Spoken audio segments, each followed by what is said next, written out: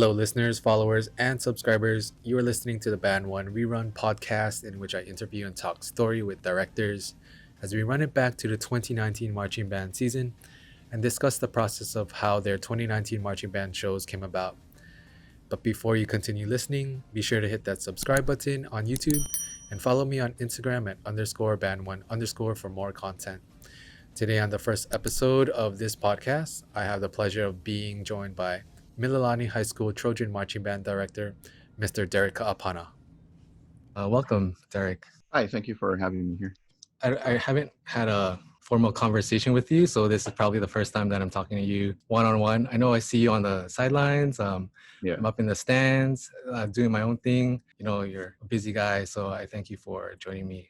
All right. So last year's show was Paradise Lost. Yes. And I don't claim myself to be a creative person, so I just want to know what your thought process on selecting that show and how it was conceived. Was it a joint collaboration with your staff? How did Paradise Lost come about? For all of our shows, actually, it's a collaboration. So we have a design team, and what that design team is for me, it's myself, our color guard director, Susan Segawa, and our drill writer, Todd Clevenger, and our winds music arranger, John Morse. So we usually just get together, and we're usually actually in person because we'll talk about it when we are at WGI, and even if we're not going to compete, we'll go to watch shows. So they live in Indiana, so they just drive over. We usually have a conversation together. And it's always the same question. It's always like, oh, okay, Derek, what do you want to do? So I kind of do have a list of things. And what happened last year is Paradise Lost was actually a show we wanted to do for a while, but just never came across focusing on that. So when that was actually just brought up, and I was like, okay, yeah, we should try to do it. And I had a piece of music already in mind. And usually for our shows, we design around an aesthetic or a visual concept first, and then we try to add in all of the music elements. Right.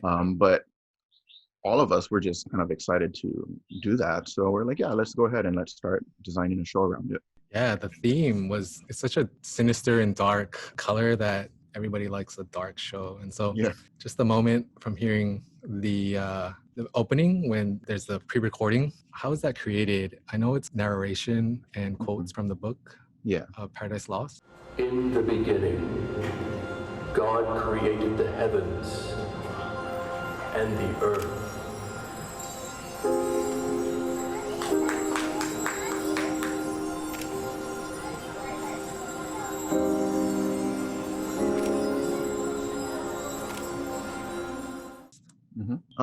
The way our shows now kind of have a formula where we will do a type of introduction. We usually call that our part one, and that's usually pre-recorded,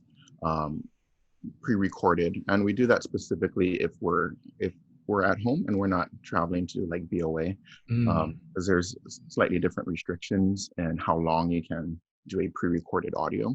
Right.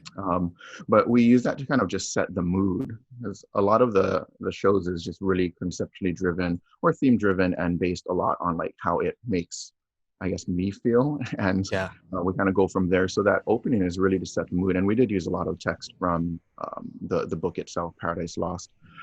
We have an electronics designer, so he writes all of our electronic stuff. Usually he'll hook us up with voice actors, but in this instance, he did a demo draft for me, and I was like, I think this is fine. So we actually used his voice. His name is Jeremy Thompson.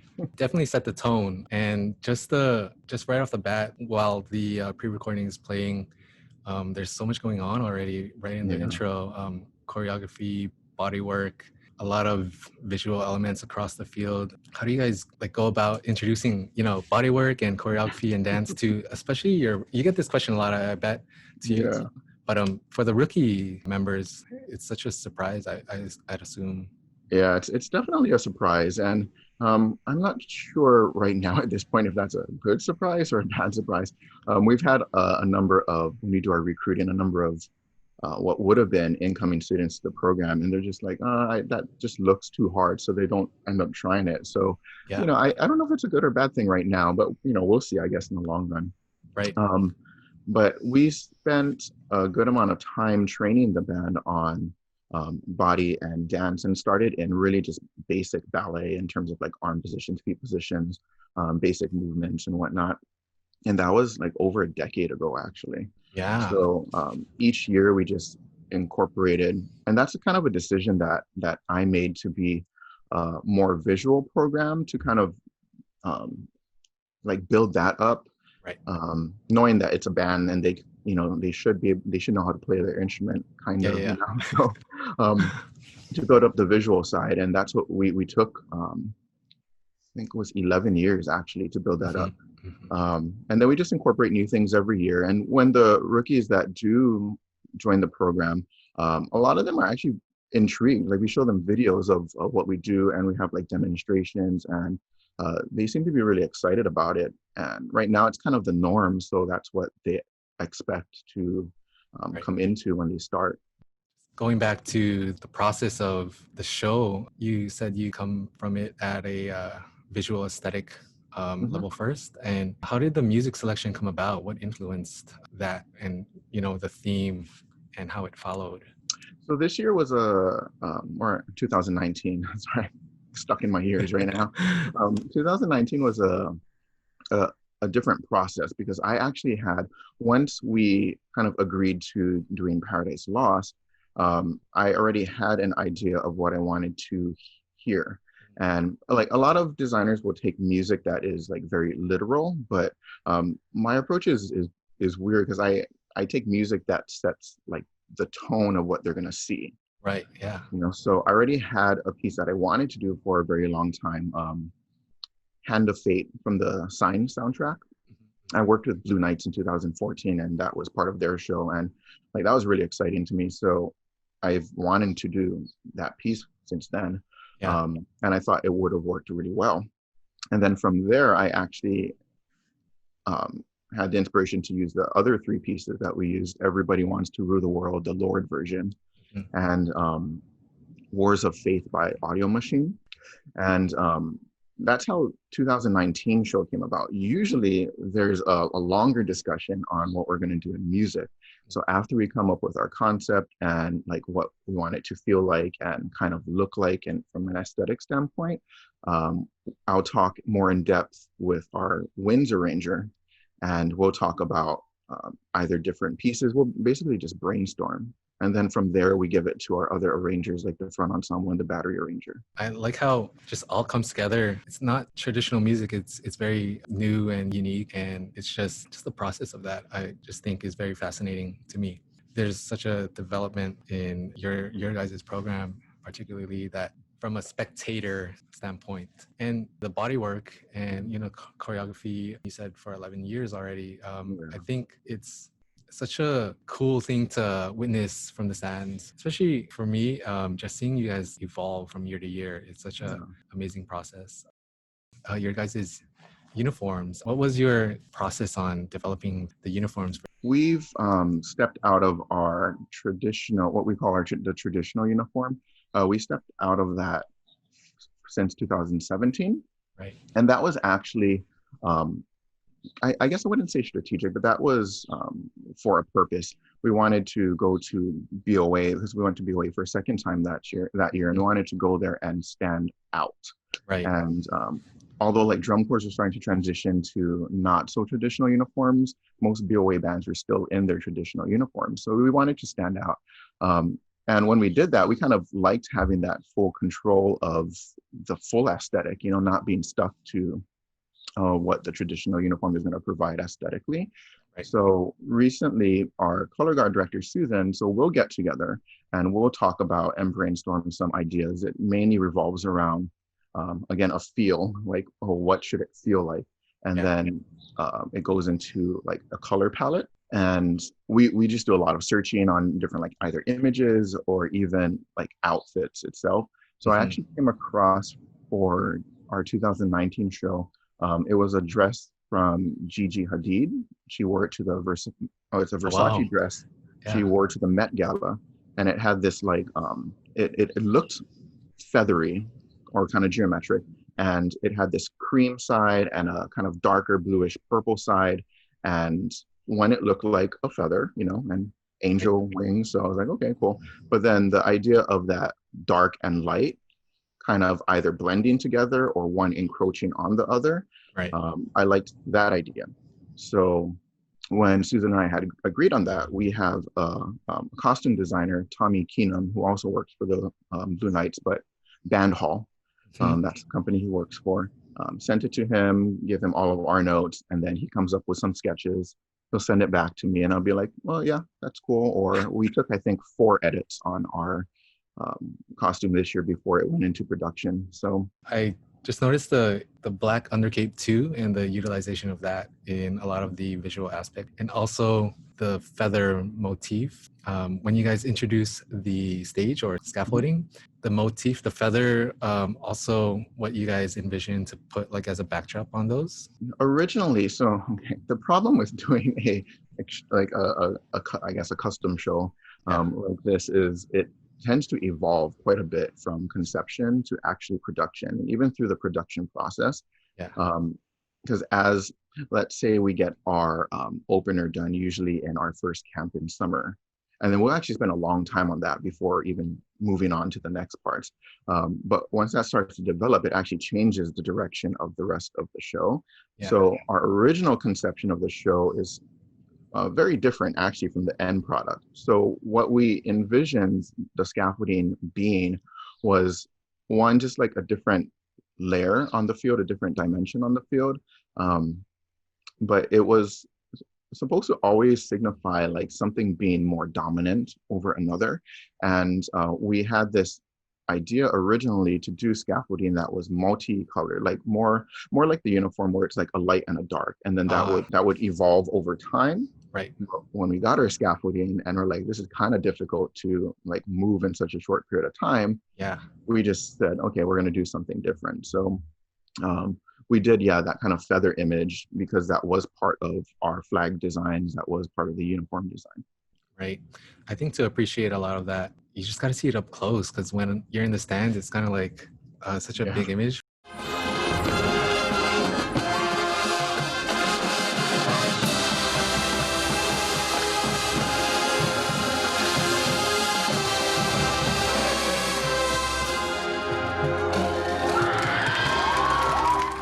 I think I posted a few weeks ago about that opener, that flag feature, and the wins. And honestly, that probably is my favorite part of the opener. How long did it take to kind of like, get that all to where you wanted?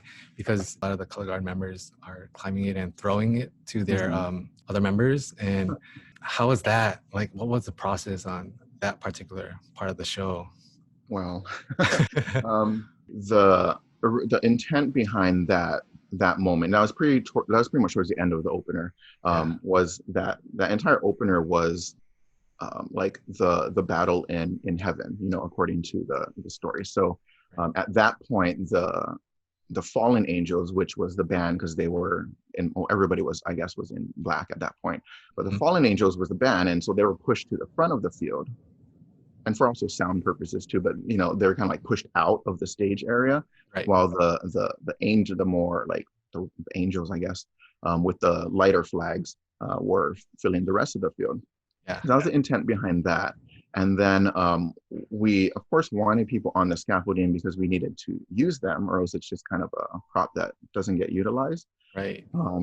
And when we worked that out, it was definitely extra time. We had added like rehearsals for those people specifically, so we could.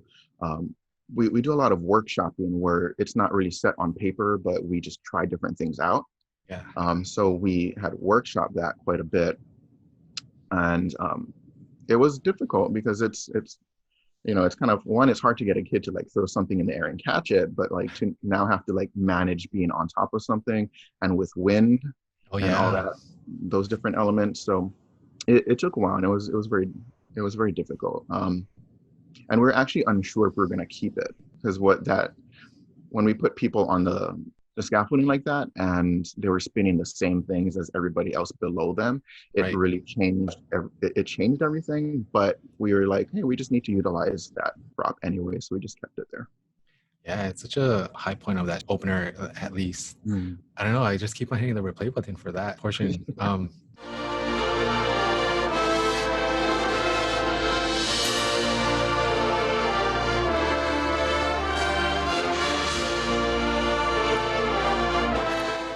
Just talk about the transition from the opener to the ballad. It's such a colorful, garden-esque palette. Yeah. And the reveal of the costume of the color guard. Yeah. Also highlighting the performer with the apple. What was the selection process for that? And if you wanted to talk about the ballad a little more. The transition into that was that took a little bit of some time. So we do have a drill writer, but we've gotten to a point where he writes part of the show and I'll write part of the show as well, so that I can, kind of get my hand in and, experience that side of it. So usually all the ballads I'll design myself. So going into that transition was a little bit difficult because you have now, like, I think we had 48 only of the color guard spinning on, I believe. And then the rest of the band was down in the front. So it's like, okay, how do you get like 100 and something winds now trying to fill another space without it looking weird? So we already knew that that ballad was, of course, the Garden of Eden, and the temptation of the serpent with the forbidden fruit, which is the apple. Yeah. So since the band was already kind of in like a flat shape, I decided, okay, I'll just kind of like bend it so they're, it almost looks like a serpent, and then they'll snake their way through. Right. So the motif was always that kind of snaking action. Yeah. So it's either like one large snake or it breaks up into several smaller ones or even smaller ones from there. So there's always that kind of visual idea that something is slithering. Right. So that's where like most of that inspiration came from. The color aesthetic, of course, was more garden. So the flags are, I originally wanted them more like floral, but we always have an issue, which we are still trying to work on, is what reads more up close and in person and what reads from further away. Right. So we just decided to go with something that was like colorful, so that your eye would be like, okay, color, kind of garden, like what you said. I kind of noticed just by watching you guys at some of the Winter Guard shows, the use of wind players who also are multi-talented in flags and rifle. So that's pretty cool to see that the range of talent in each individual is utilized. The closer, just a lot of things happening, the body work, especially during the breaks, and the woodwind feature and the brass double tonguing. That was such a good moment. What is the process on playing the instrument and including body work? What is the conditioning like for you guys? Because I know when I march, it wasn't as extensive as now. And so I really appreciate the amount of work and effort that's being done by the performers and students. We do, so most of our rehearsal is spent in some type of like technique training or reinforcement. So I would say an hour and a half to 2 hours of each of our rehearsals are spent specifically to like technique. And because we spend so much time, like they're naturally building like stamina and things like that. When we started building the movement and the body program with Mililani, we did a lot of like general conditioning things. We ran quite a bit. We would do, of course, things that would build core strength, which is great for visual, but also for music stuff. So we would do a lot of like exercises that would help the kids build that type of stamina.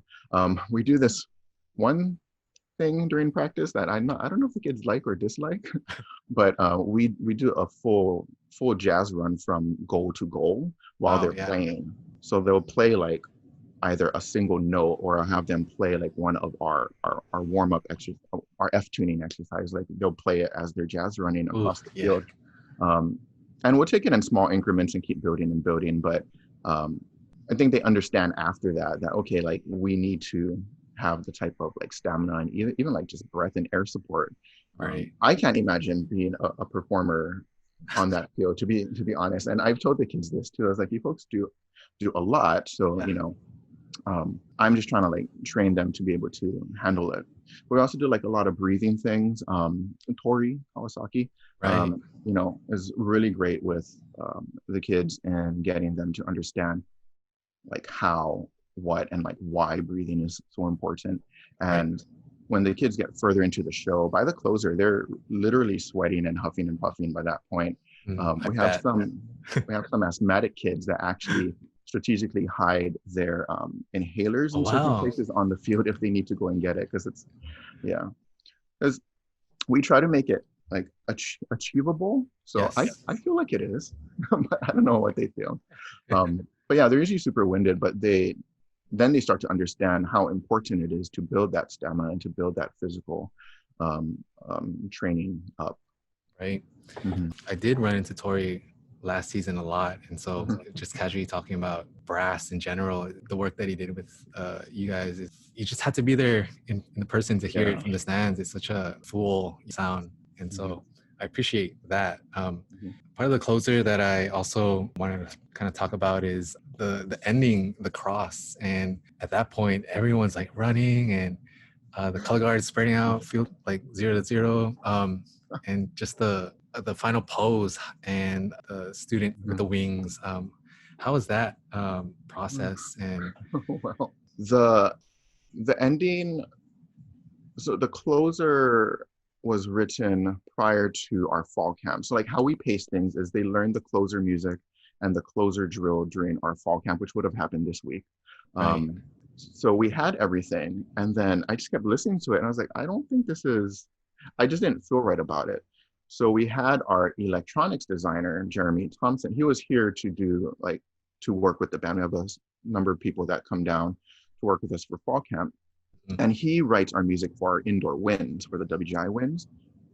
So he was like, yeah, this doesn't have the right feel to it. I don't think it's ending right. So he took it and he rewrote it. He yeah, wrote the music part. And when he rewrote it and I listened to it, I immediately, so I was a visual consultant for Phantom Regiment in 2019. mhm, And in their opener, they did all of these like rotational moving segments, and it hit into a Celtic cross. right, Um, so I immediately thought of that. So although over a longer phrase, it happened for us, I took that and then I wrote that drill so that it ends up slamming into what everybody would recognize as, a regular Christian cross. right, So that took a long process only because the kids, some of those segments just rotate completely like crazy, some right, don't, and then some yeah, they're doing such drastic step size changes to do all of those, and they're all 6 count sets. mhm, So when we taught it, I told the kids, and we taught this right before Minute Classic. So when we taught it to the kids, we're like, okay, well, we're not going to get these segments perfect by the time we have to go and compete. So, just try their best. And they're excited about it because they're like, oh, okay, like we get to like I guess march quickly, or I don't know what they're excited about, but they're excited about it, and they really dug into it. But yeah, the entire process trying to put it on the field was definitely challenging, and writing it was also challenging. oh, I bet, yeah. Yeah.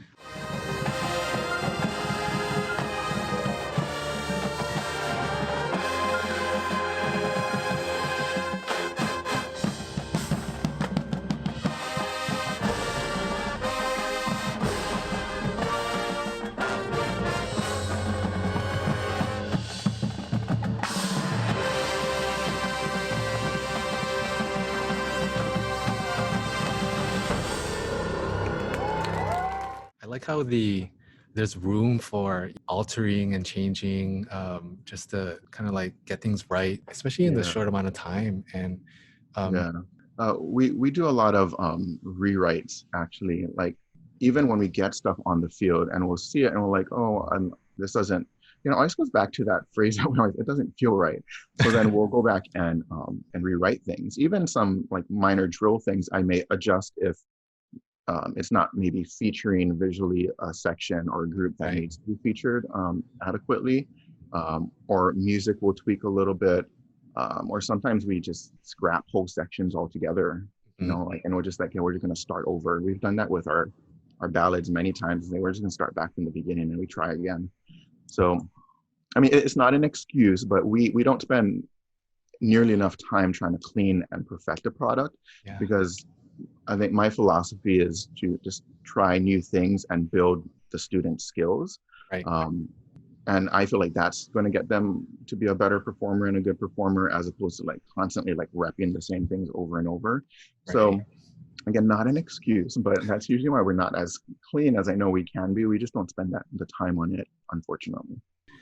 Just seeing it and the final closer, the final pose, it just, what was your final thoughts on, that last performance last year at Rainbow when I thought Rainbow was definitely one of our better performances. We didn't have a good run at Bandfest, so it was good for the kids to have another shot at it. It's always different watching it as trying to watch it as a spectator, knowing everything that's supposed to happen. Right. So I think from that perspective, it's hard for me to fully appreciate what's going on, only because I'm always just seeing, okay, well, we need to fix this. Even at Rainbow, knowing that we're not going to be, it's done, we don't have the time to fix it, but it's always like, well, I could have done this better. We should have did this. And it's always that. So I can say in the moment, I appreciate what the kids are doing. But I can never step back and appreciate the full product of it until later on when I go back and watch videos. And it's like, oh, wow, okay, I can't believe we tried that. But seeing the end and everything come together, it's always a really special thing, especially at the last performance. And the soloist, which you talked about earlier, like he was chosen because he's a great performer. And it was his senior year, and he was great at what he does, and he emotes things really well. So we used him for that apple, which is actually a pumpkin that we colored red. Oh. We used him for that, and then he was that figure that was again standing and I guess asserting his dominance at that time with the wings. The demand and commitment and passion through the performers is translated more well, I'd say, in person when you're seeing the show. Sometimes I watch my own videos that I record just to see how it comes out. I'm finding myself to watch a lot of last year's shows a lot, just to fill that void, right? But last year was definitely set the bar for you guys. I feel like you guys are always one-upping yourselves, trying things, being unique in the marching arts here. I know you have a lot of influence from DCI and WGI, and it's such a great thing to see, especially with your band. And like, what are your thoughts on like the future? I know we all wanted this season to happen. You guys started like hybrid practices and virtual, and you guys released your show reveal entitled This Moment. I follow you guys, so I'm doing my research. So what is your thoughts on the future? It's what's hard for me, and of course everybody, is just the uncertainty. So all of the marching directors had gotten together when this first started to see not really what we were going to do, but how we were going to proceed if we're allowed to bring kids back onto campus. Right. And I know at that point we had already started virtual practices, which in a training setting like that works perfectly fine. Not perfectly fine, but it works fine when you're training. But then now, like we're going to end in a month, and we're still virtual, and it's weighing on the kids, because it's kind of like, well, where's this going, kind of deal. So, in that sense, it's tough, and like I said, it's uncertain in the sense that I know some kids had lost motivation and even passion. One, for the loss of the actual season, and two, just unsure of what's going to happen next year, even for our indoor season coming up. Right. There are some positive outlooks from talking with our administration and also our complex area superintendent. So, it is positive that we may be able to produce something in person. But even then, I think for everybody, this time off think it was very mentally damaging, and I also think like motivationally too for a lot of kids. I know for mine, um, I had lost a number this year because it's like, well, I'm not into this whole learning online kind of deal, and Right. we're not going Yeah. to perform, and they love performing. Um, so for me, I'm not sure what the future is going to look like. I have hopes and or like an expectation what I think it would look like. Right. Um, I do think we're definitely going to need to rebuild, not necessarily in like our numbers or the amount of students that we have, but um, if you think about it, our freshmen this year haven't had the full gamut of training that they would have usually had. And Right. then we'll add in another completely brand new class. So really only half the band is really trained in what we would usually train them to be. So it it'll take a while. I don't foresee us. Um, my goal is to at least be in a similar place as where we were in 2019, Right. because we always challenge ourselves. And you're absolutely right. Like I try to one up what I did the year before. Mhm. In whatever way that may look like. Always try to one up it. Yeah. Only because like there's always room to get better, and we're in by no means like good at what we're doing, but I Right. think it's fun trying. So my goal and hope is that we would at least be in the same level, both visually and musically, in 2021 field season Right. that we were in 2019.